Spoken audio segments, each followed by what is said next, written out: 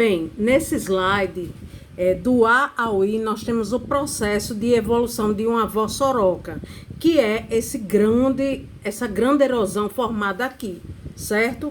Como é que começa? Na parte mais superficial da terra, como tem aqui em A, nós temos um solo menos resistente, né? Onde a água da chuva vai injetando força nesse solo até concentrar-se na camada, né, da menos resistente à mais resistente, né? Essa injeção de água da chuva, né, se acumula em um único ponto, formando um túnel erosivo, certo? Então, o que acontece? Esse túnel vai evoluindo até que, com o aumento das chuvas e a intensidade, ele vai aumentar o seu tamanho, certo? Então, o que acontece? Quanto mais a água incide, esse túnel vai se tornando maior, comprometendo o solo. Ou seja, a partir do momento que a pluviosidade vai se intensificando, esse túnel vai se formando. Por quê?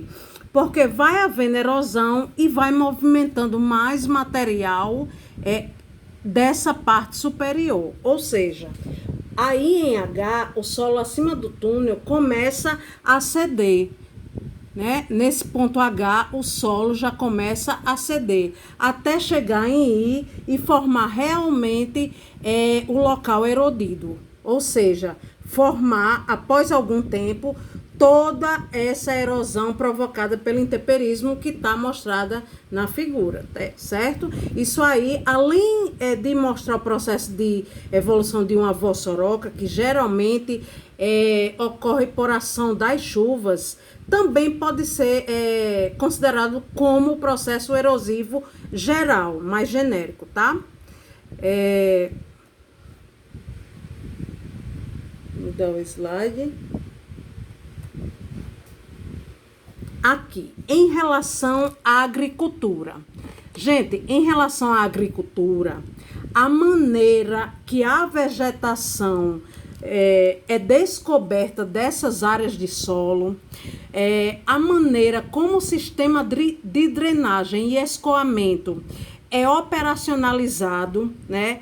Isso vai ocasionar, vamos dizer assim, mais desgaste ou não desse solo. Equipamentos mais modernos e tecnológicos, né?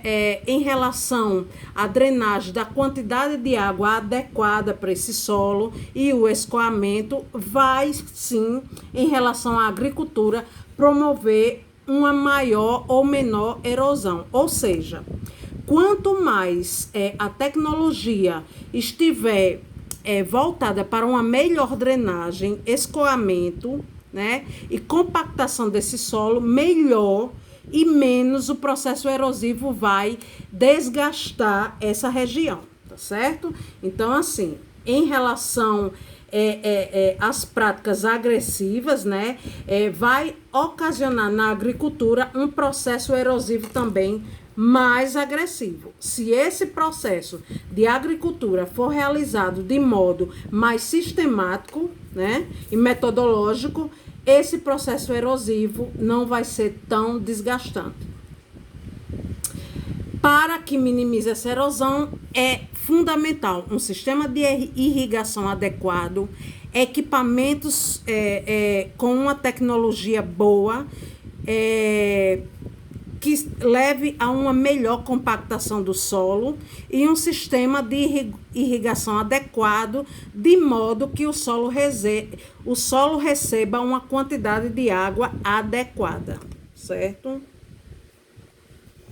Em relação às consequências da erosão, né, deslizamento, né, extinção de flora e fauna, já que muitos aterramentos de rios evitam a fotossíntese, né, provoca uma má alimentação dos animais, turva a água, se em determinado ponto do rio houver aterramento, né, falta oxigenação na água e também pode provocar enchentes. Então, essas são as consequências, além de muitas tragédias, como houve em Brumadinho, e geralmente no início do ano, com o aumento das chuvas, há em regiões do Sudeste. Então, assim, são consequências bem danosas da erosão. Né? E aqui termina nossa segunda parte da erosão.